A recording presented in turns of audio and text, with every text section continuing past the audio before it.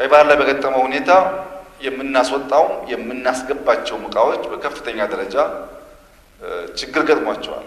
አልመጡም ብቻ ሳይሆን አንዳንዱ ጅቡቲ መምጣት ሲገባው ወደ ኤዥያ ተመልሶ የሄደ በጣም በርካታ መርከቦች ነበሩ።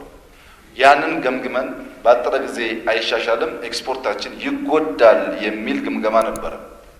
ነገር ግን ዘንድሮ ከአምናው ከ4% በላይ እድገት ያለው ኤክስፖርት ማረጋገጥ ተችሏል። ይህም በጣም ትልቅ ድል ነው ከነበረው ችግር አንጻር።